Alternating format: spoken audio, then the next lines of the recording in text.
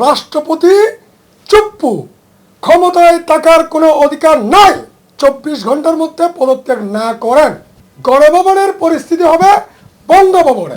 আপনাকেও আসামির কাঠগড়ায় দাঁড় হতে হবে। আমরা খুনি গণহত্যাকারী হাসিনাকে যেভাবে আসামির কাঠগড়ায় দাঁড় করানোর কাজ চলছে, আপনি এই দায় এড়াতে পারেন না।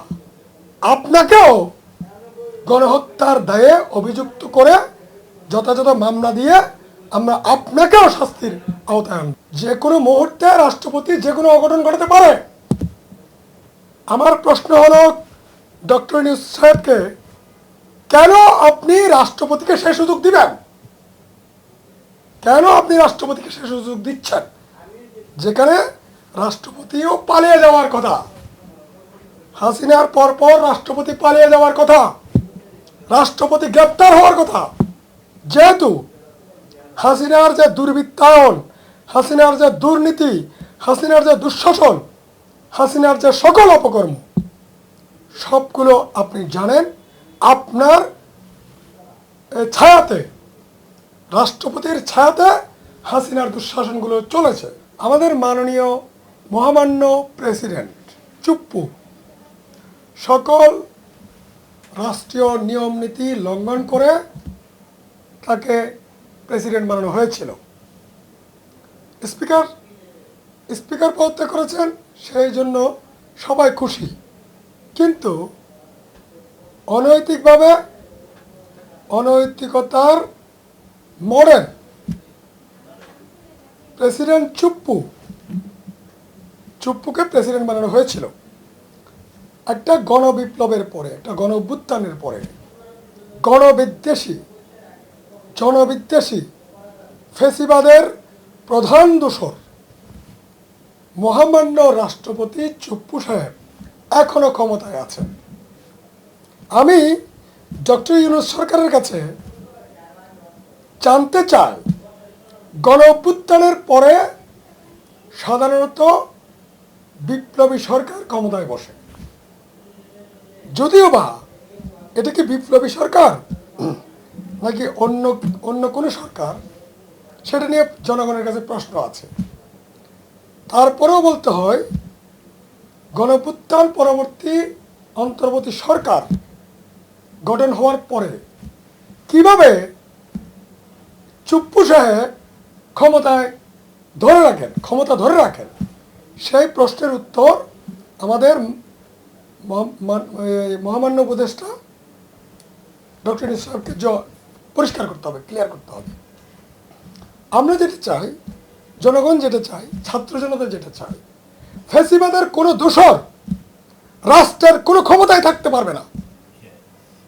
ফ্যাসিবাদের দোসর রাষ্ট্রপতি চুপ্পু, ক্ষমতায় থাকার কোনো অধিকার নাই।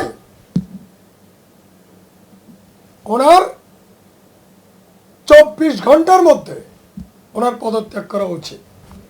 যদি চুপ্পু সাহেব 24 ঘন্টার মধ্যে পদত্যাগ না করেন, তাহলে কি হবে সেটা বলে দিই। গণভবনের পরিস্থিতি হবে বঙ্গভবনে।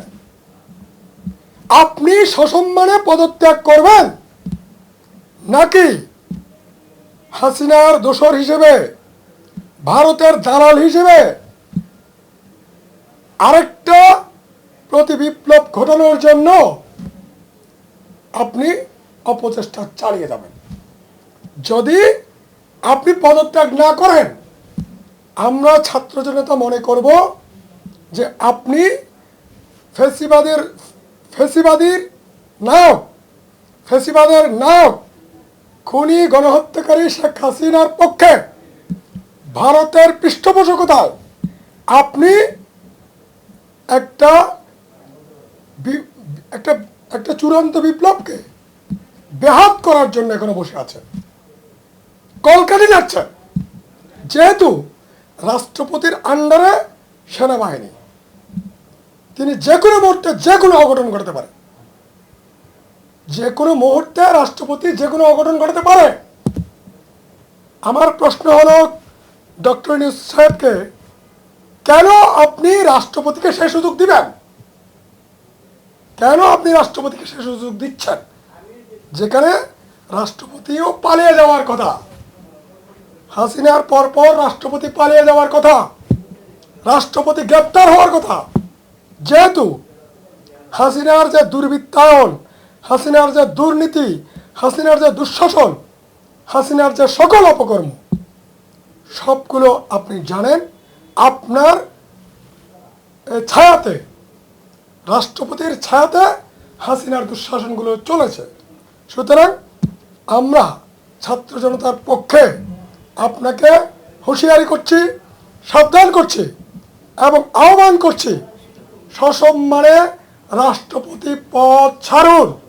না হলে গণভবনের যে পরিস্থিতি আমরা করেছি, বঙ্গভবনের সেই পরিস্থিতি হবে। এই চুপ্পু রাষ্ট্রপতির ব্যাপারে জনমনে অনেক প্রশ্ন আছে, ছিল, আছে। তিনি জাজ ছিলেন, দুর্নীতি দমন কমিশনে ছিলেন। ওখানে থাকা অবস্থায় উনি রাষ্ট্রে ঘুরুদুর অপরাধ করেছেন, তাকে শেখ হাসিনা রাষ্ট্রপতি বানিয়েছে, তাই না?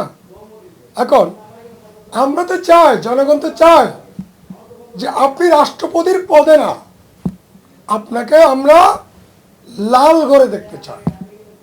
আপনার যে সমস্ত অপরাধ আপনি করেছিলেন অতীতে, রাষ্ট্রপতির হওয়ার আগে যে অপরাধগুলো করেছিলেন, রাষ্ট্রপতি হওয়ার পরে যে ছাত্রদের রক্ত জড়িয়েছেন, ছাত্রদের জীবন নিয়েছেন, শ্রমিক, কৃষক, মেহনতি মানুষের রক্ত নিয়েছেন আপনি, সেজন্য আপনাকে লালঘরে পাঠানো উচিত ছিল। এখন আপনি এখনো পদত্যাগ করেন নাই, পদত্যাগ করবেন, না হলে লালঘরে পাঠানো হবে। পদত্যাগ করবেন স্বেচ্ছায়, না হলে গণভবনের পরিস্থিতি বঙ্গভবনে হবে। আমরা চাই না গণভবনে যা হয়েছে বঙ্গভবনে তাই হোক। আমরা চাই অবশ্যই রাষ্ট্রের প্রতিটি নাগরিককে আমরা নিরাপত্তা দিতে চাই। সরকার প্রত্যেকটা নাগরিককে নিরাপত্তা দিতে চায়, সেটা প্রেসিডেন্ট হোক, একজন শ্রমিক হোক, একজন কৃষক হোক, একজন আওয়ামী লীগ হোক। আমরা সকলের নিরাপত্তা বিধান করতে চাই। সেই নিরাপত্তাটা যদি নিতে চান, তাহলে আপনার দ্রুত পদত্যাগ করা দরকার। সময় নাই। আবার যদি ফলাফল খেপে যায়, এগুলো কিন্তু ধরে রাখতে পারবো না। জনগণ যদি খেপে যায়, আটকে রাখতে পারবো না। গণভুত্থানে যা হয় সে পরিস্থিতি আমরা আটকে রাখতে পারবো না। ঠিক আছে? সুতরাং আপনি 24 ঘন্টার মধ্যে পদত্যাগ করবেন। পদত্যাগ করে জনগণের কাছে আত্মসমর্পণ করবেন। যেহেতু আপনার অনেক অপরাধ রয়েছে, যেহেতু আপনি এই কোটা আন্দোলন চলাকালীন সময়ে গণহত্যা করেছেন, আপনি, আপনাকেও আসামির কাঠ করে দাঁড়াতে হবে। আমরা খুনি, গণহত্যাকারী হাসিনাকে যেভাবে আসামির কাঠ করে দাঁড় করানোর কাজ চলছে, আপনি এই দায় এড়াতে পারেন না। আপনাকেও গণহত্যার দায়ে অভিযুক্ত করে যথাযথ মামলা দিয়ে আমরা আপনাকেও শাস্তির আওতায় আনব। স্পিকার শিরিন শারমিন পদত্যাগ করেছে, এটা হচ্ছে আজকের হট নিউজ। এখন কথা হলো, তিনি কে ছিলেন? তিনি ছিলেন শেখ হাসিনার বান্ধবী। এ বন্ধু বান্ধবদের একটা সরকার, বন্ধু ভালো হোক খারাপ হোক সেটা বড় বিবেচ্য নয়। বিবেচ্য হচ্ছে একটা ফ্যাসিবাদী রাষ্ট্র কায়েম করতে হলে যে পারিবারতান্ত্রিক আত্মীকরণ করে যে রাষ্ট্র পরিচালনা করে ফ্যাসিবাদ কায়েম করতে হয়, তার সেজন্য স্পিকার শারমিনকে শেখ হাসিনা স্পিকার হিসেবে নিয়োগ দিয়েছিলেন। এই যে ফ্যাসিবাদ চূড়ান্ত আকারে ধারণ করেছিল, তার জন্য সেই স্পিকারও দায়ী ছিলেন। স্বাভাবিকভাবে সরকার পদত্যাগ করার পরে এবং প্রধানমন্ত্রী পালিয়ে যাওয়ার পরে শিরিন শারমিনের স্পিকার থাকার কোনো নৈতিক অধিকার ছিল না, যেহেতু এটা গণ অভ্যুত্থানের মধ্য দিয়ে সরকারের পতন হয়েছে। যাই হোক, অবশেষে স্পিকার শিরিন শারমিন পদত্যাগ করেছেন।